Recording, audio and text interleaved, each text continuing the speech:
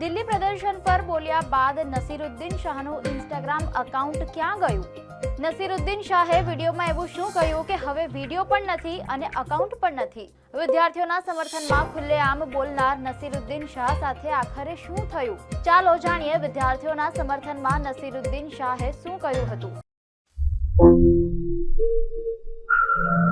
નમસ્કાર, ધ લોકસત્તા શોમાં આપનું સ્વાગત છે.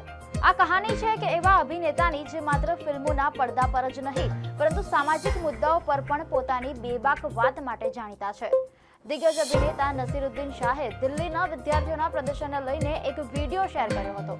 આ વિડીયોમાં તેમણે વિદ્યાર્થીઓના સમર્થનમાં વાત કરી અને પોલીસ કાર્યવાહી તથા સરકારી નીતિઓ પર સવાલ ઉઠાવ્યા. પરંતુ થોડા સમય બાદ આ વિડીયો ઇન્સ્ટાગ્રામ પર જોવા મળ્યો નહીં. સાથે જ તેમનું ઇન્સ્ટાગ્રામ એકાઉન્ટ પણ ઉપલબ્ધ ન હતું. આખરે આ સમગ્ર મામલો શું છે? ચાલો જાણીએ.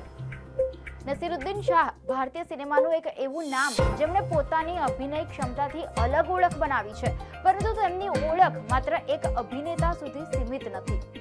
અનેક વખત તેમણે દેશના સામાજિક અને રાજકીય મુદ્દાઓ પર ખુલીને પોતાના વિચારો રજૂ કર્યા છે. આ વખતે તેમનું નામ દિલ્હીના વિદ્યાર્થીઓના વિરુદ્ધ પ્રદર્શનને લઈને ચર્ચામાં આવ્યું.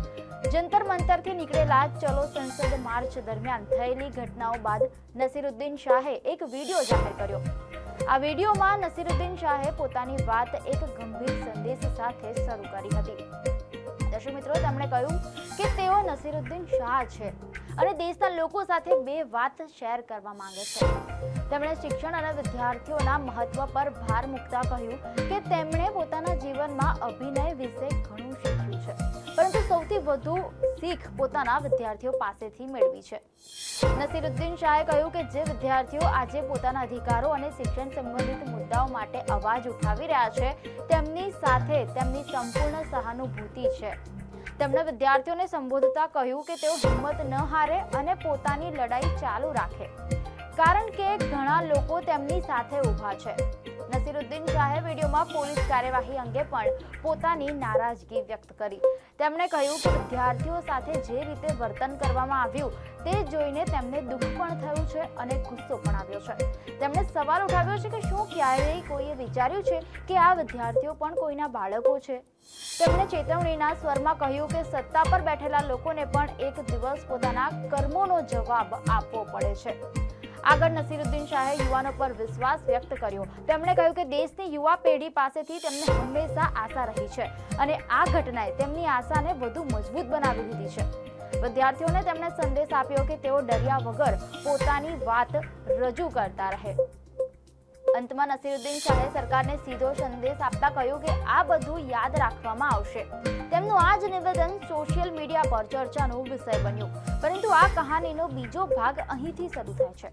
નસીરુદ્દીન શાહનો વિડીયો હવે ઇન્સ્ટાગ્રામ પર દેખાતો નથી અને તેમનું એકાઉન્ટ પણ ઘણા લોકો માટે ઉપલબ્ધ રહ્યું નથી. આ પછી સોશિયલ મીડિયા પર અનેક પ્રકારના દાવા થવા લાગ્યા. કેટલાક લોકોએ કહ્યું કે આ કાર્યવાહી છે, તો કેટલાક લોકોએ તેને ટેકનિકલ સમસ્યા ગણાવી.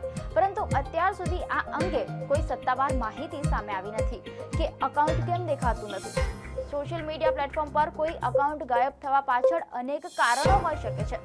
ક્યારેક ટેકનિકલ સમસ્યા, ક્યારેક યુઝર દ્વારા પોતાનું એકાઉન્ટ નિષ્ક્રિય કરવું અથવા પ્લેટફોર્મની કાર્યવાહી જેવા કારણો હોઈ શકે છે.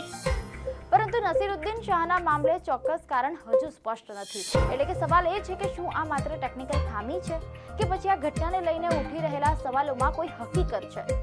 આ પહેલી વખત નથી જ્યારે કોઈ જાણીતી હસ્તીએ કોઈ સામાજિક મુદ્દે પોતાનો અવાજ ઉઠાવ્યો હોય.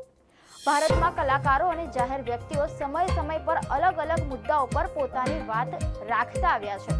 કેટલાક લોકો તેને અભિવ્યક્તિની સ્વતંત્રતા માને છે, તો કેટલાક લોકો કલાકારોના રાજકીય નિવેદન પર સવાલ પણ ઉઠાવે છે. નસીરુદ્દીન શાહનો આ વિડીયો પણ હવે આ જ ચર્ચાનો એક ભાગ બની ગયો છે. એક વિડીયો સામે આવ્યો, એક નિવેદન ચર્ચામાં આવ્યું અને ત્યારબાદ એકાઉન્ટ દેખાતું બંધ થયું. પરંતુ સવાલ હજુ પણ એ જ છે, નસીરુદ્દીન શાહના ઇન્સ્ટાગ્રામ એકાઉન્ટ સાથે ખરેખર શું થયું? શું આ માત્ર ટેકનિકલ સમસ્યા છે કે પાછળ કોઈ બીજું કારણ છે? આ સવાલોના જવાબ સત્તાવાર માહિતી આવ્યા બાદ જ સ્પષ્ટ થશે. ત્યાં સુધી આ સમગ્ર મામલો સોશિયલ મીડિયા અને રાજકીય ચર્ચામાં ગરમ રહેશે. આપને માહિતી સારી લાગી હોય તો વિડીયોને લાઈક અને શેર કરજો. ચેનલને સબસ્ક્રાઇબ કરજો.